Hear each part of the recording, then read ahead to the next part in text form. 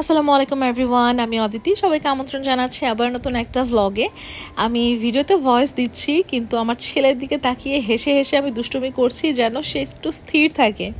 আজকে যে ও কী পরিমাণে কান্না করছে, আর ওর নানুও আজকে গিয়েছে তার বাড়িতে। এই জন্য মানে একা হাতে আমি সব কিছু করছি, আর আজকেই তার মানে খুব বেশি বিরক্ত করছে সে আমাকে। তো যাই হোক, ভিডিওতে ফেরত আসি। এই ব্যাগটা আমি ঈদের আগে অর্ডার করেছিলাম, মানে প্রি অর্ডারে ছিল, তো সেদিনই আমি হাতে পেয়েছিলাম। তারপরেও মানে বেশ কিছুদিন পরেই ছিল, তো ভাবলাম যে একটু খুলি, প্যাকেট থেকে খুলি, দেখি ব্যাগটা কীরকম, ছবিতে যেমন দেখেছিলাম সামনাসামনি সেরকম কি না। তো দেখলাম যে না, ব্যাগটা আসলেই সুন্দর। তবে এর মধ্যে আবার হাবিজাবি কিছু ছিল, কি চেইনের মতো ছিল, চার্মস কিছু ছিল, তো সেগুলো আমি আবার খুলে ফেলছি। এই দুটো ফিতার মতো ছিল, যেগুলো আমার কাছে একদমই ভালো লাগেনি, একটু খ্যাত খ্যাত লাগছিল, যার জন্য ওই দুটো আমি খুলে ফেলেছি। বাট ওই ছোট্ট একটা টেডি বিয়ার আছে, ওটা আমি রেখেছি। আর ওই যে টিভিতে দেখা যাচ্ছে কার্টুন চলছে, সিন্ড্রেলা কার্টুনটা। এই কার্টুনটা আমি এত দেখতাম ছোটোবেলায়। আগে সাহারা টিভি নামে একটা চ্যানেল ছিল, ওই চ্যানেলে সকালে আর সন্ধ্যায় এই যে কার্টুনগুলো দেখাতো। সিন্ড্রেলা, জরো, তারপরে আরও কী কী যেন দেখাতো, সিম্বা দ্য হোয়াইট লায়ন, এগুলো দেখাতো। আমি বসে বসে দেখতাম।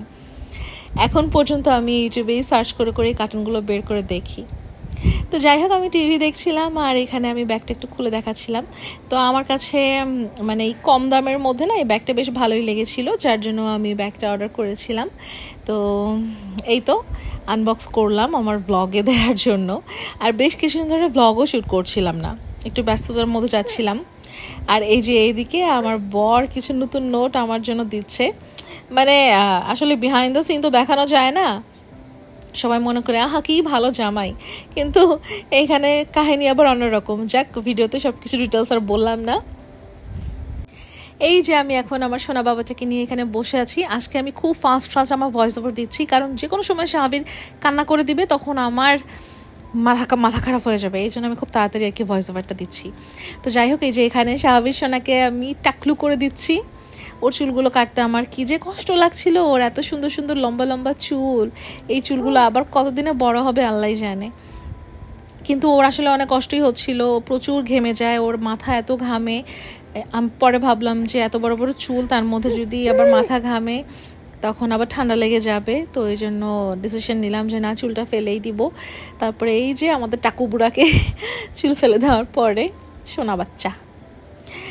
তো যাই হোক, বিকেলের দিকে না আমি আর আমার বর একটু বাইরে গিয়েছিলাম। আমার আগের ব্লগে দেখেছিল মৌ আপু আর আমি ওই যে শেফস টেবিলে গিয়ে খাওয়া দাওয়া করেছি, তো তারও অনেক লোভ লেগে গেছে। তো সে আমাকে বলে আজকে আমি যাব তোমার সাথে, আমাকে নিয়ে যাও। দেন তাকে নিয়ে গেলাম। তো ওখান থেকে মানে তেমন কোনো ভিডিও নেওয়াই হয় না, জাস্ট খাবারে কিছু ভিডিও নিয়েছিলাম। আর ফাইনালি আমি আমার ভ্যাকুয়াম ক্লিনারটা বের করেছি, তাও ডিটেলস ভিডিও নেওয়া হয়নি। তো এটা হচ্ছে তার পরদিনের ভিডিও। আমি চলে গিয়েছিলাম লেজার করাতে, আমার লেজারের 3rd সেশন ছিল। আলহামদুলিল্লাহ আমার 40%-এর মতো মানে হেয়ার কমে গেছে। তো মাত্র 2টো সেশন নেওয়াতেই আমার 40% কমে গেছে, আরও হয়তো বা 2-3টা নেওয়া লাগতে পারে মানে পুরোপুরি 100% রেজাল্ট পাওয়ার জন্য। তো ইনশাল্লাহ ব্লগে আমি ডিটেলস সব জানাবো। এরপর বাসায় ফেরার পথে আমরা আমাদের কমিউনিটির ভেতরে যে সুপার শপটা আছে সেখানে গিয়েছিলাম। হালকা পাতলা কিছু জিনিসপত্র কেনাকাটি ছিল, ওগুলো কেনাকাটা করলাম। তো দেখলাম যে টার্জানের একটা চিপস, আসলে চিপসের নামে খালি হাওয়া থাকে প্যাকেটের ভেতরে, আর চিপস আহামরি ওরকম কোনো কিছু ছিল না, কিন্তু প্যাকেটটা দেখে আমার খুব কিনতে ইচ্ছা হচ্ছিল, যার জন্য আমি কিনেছিলাম।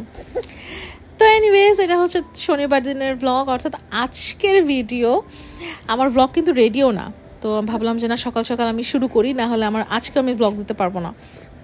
তো এখানে আম্মু যাচ্ছে তার বাসায়, আমার বর সাথে একসাথে বেরিয়েছে। তো সকাল সকাল তখন সাবির ঘুমিয়েছিল। কি মা, কি হয়েছে, একটু কথা বলে নেই আন্টিদের সাথে। আমার ছেলে বড় হচ্ছে মাশাল্লাহ, আর মানে সে এখন আমাকে ছাড়া কিছুই বুঝছে না, তার সব কিছুতে এখন তার আমাকেই লাগবে। স্বাভাবিক, প্রত্যেকটা বয়সের একটা নিড থাকে। এখন আমার ছেলেটা মাশাল্লাহ একদম অবুঝ, এখন ও মা বাবা ছাড়া ওর কি বুঝে বলেন তো। আলহামদুলিল্লাহ, আমার বাবা তো একটা হাঁচি দিল, আলহামদুলিল্লাহ। হ্যাঁ, তারপরে আমার হাজব্যান্ডকে আর আম্মুকে বিদায় দিয়ে আমি চলে আসলাম নাস্তা করার জন্য। ভাবলাম যে স্বাভাবিক শুয়ে আছে, ঘুমিয়ে আছে, এ ফাঁকে আমি করে ফেলি। নাস্তাটা। তো এখানে আমি একটা ডিম পোচ করছি। আর কিছুদিন আগে না আমার এত পোলাও খেতে ইচ্ছা হচ্ছিল, তো সন্ধ্যার দিকে আম্মু আবার আমাকে একটু পোলাও রান্না করে দিয়েছিল। তো ওটারই লেফট ওভার কিছু ছিল, তো ভাবলাম যে ওই পোলাওটার মধ্যে একটা ডিম পোচ দিয়ে খাই। তো খেতেই বসছিলাম, অল্প একটু খাওয়াই শুরু করেছিলাম, অমনি আমার ছেলে আ আ আ করে চিল্লানি দিয়ে উঠে গেছে। তারপর আবার তাকে গিয়ে নিয়ে আসলাম, তারপরে তাকে নিয়ে খেলাম। মানে তাকে পাশে রেখেও খাওয়া যাবে না, তাকে কোলে রেখে তারপরে আমাকে সব কিছু করতে হবে। আজকে পুরো দিন আমার ছেলে যে আমাকে কি জ্বালাতনটা করলো, সবাইকে বলি আমার ছেলে ভালো ভদ্র, জ্বালায় না জ্বালায় না, এটা করতে করতে সে আজকে মানে আমাকে অন্য রকমের জ্বালানো জ্বালিয়েছে। কি আর বলবো আমার ছেলের কথা, এখন কুটকুট করে আমার দিকে তাকিয়ে আছে দুষ্টু ছেলে। তো যাই হোক, তাকে কোলে নিয়ে কোনো রকম আমি আমার ব্রেকফাস্ট শেষ করেছি। এরপরে তাকে চেয়ারের মধ্যে শুয়ে দিয়ে ভাবলাম যে চাটা বানাই, না হলে এই চা আমি আর খেতে পারবো না, আর আমার চা খাওয়াই লাগবে। তারপর এই যে কোনো মতে খালি পানিটুকু আমি দিয়েছিলাম ইলেকট্রিক কেটেলের ভেতরে, তারপরে চায়ের কাপের মধ্যে একটু চা ঢেলেছিলাম, অমনি আবার তার চিল্লানি শুরু হয়ে গেল। তারপর গিয়ে আবার তাকে কোলে নিয়ে এই যে এখানে তাকে নিয়ে নাচানাচি করতে হবে, আরও কত কিছু তাকে নিয়ে করতে হয়। তারপর মুখ দিয়ে অন্যরকম সাউন্ড বের করতে হবে, দুষ্টুমি করতে হবে তার সাথে। এখন সে বড় হচ্ছে আর এগুলো বুঝতে পারছে। আমার আম্মু বলে যে যেমন দুষ্টু বানাচ্ছ তেমন সামলাবা। এখন কি করব, ছোট বাচ্চা, বাচ্চার সাথে আমিও বাচ্চা হয়ে যাই। আমি যে মানে মা হিসেবে যে বাচ্চা হ্যান্ডেল করব বা ওইরকম আমার ভেতরেই নেই, আমি ওর সাথে মনে হয় যেন আরও বাচ্চা হয়ে যাই। আমি যখন আমার বাবুকে নিয়ে ডান্স করি, আমার বর আমাকে বলে বিয়ের সময় তোমাকে বলেছিলাম যে একটু ডান্স করো ভিডিওর মধ্যে, করলা না, তো করলাই না, এখন ছেলেকে নিয়ে নাচো তুমি। মানে কোনো যুক্তি আছে বলেন তো এগুলা কথার? বিয়ের সময় ডান্স আর আমার বাচ্চাকে নিয়ে আমি এমনি একটু হেলি দুলি, এই দুটো ডান্স কি কখনো এক হবে? কিসের সাথে কি যে বলে এই লোক, আর কি বলবো। যাই হোক, মানে সবাই পাগল হয়ে গেছি, বাচ্চা সামলাতে সামলাতে আমি পাগল হয়ে গেছি, আর আমাকে দেখতে দেখতে আমার বর পাগল হয়ে গেছে। শাহবীরও ভয়েস ওভার দিতে চায়, তাই না শাহবীর? হুম, তুমি ভয়েস ওভার দিতে চাও? বলো, কথা বলো। এই যে এখন তুমি চুপ হয়ে যাচ্ছ, দুষ্টু কোথাকার। আচ্ছা যাই হোক, তো চা খাওয়ার পরপরই আমার হেল্পার চলে আসছে। আসার সময় ও আবার আমার জন্য শাক নিয়ে আসছে, একটা পাট শাক আর একটা হচ্ছে মিষ্টি কুমড়ার শাক। তো ভালোই হয়, আমার প্রচুর শাক খাওয়ার ক্রেভিং হচ্ছিল, ওকে বলে দিলেই না ও নিয়ে আসে। তারপর ও এসে এগুলো সব কিছু ধুয়ে টুয়ে দিল। তারপর আমি যেখানে সিদ্ধ চড়িয়ে দিচ্ছি, তো এক চুলায় এক পাট শাক সিদ্ধ চড়িয়ে দিয়েছি, আর এক চুলায় হচ্ছে এখন আমি একটু পোয়া মাছ রান্না করব। তো যেহেতু আম্মু বাসায় নেই, আম্মু সকালবেলা বের হওয়ার সময় এই পোয়া মাছটা ভিজে রেখে গিয়েছিল, বললো যে তুমি কোনো রকম কষ্ট করে শুধু এটা রান্না করে নিও, আর কোনো কিছু করতে হবে না। কিন্তু মন আর মানছিল না। পোয়া মাছটা ফার্স্টে আমি রান্না করেছি কোনোভাবে আর কি, রান্না করেছি, স্বাভাবিককে শুয়ে রেখে আসি, প্রচুর চিলাপাল্লা করে, আবার যাই ওর কাছে। মানে আজকের দিনে এই ছেলে আমাকে পুরো একটা খেলা দেখিয়েছে।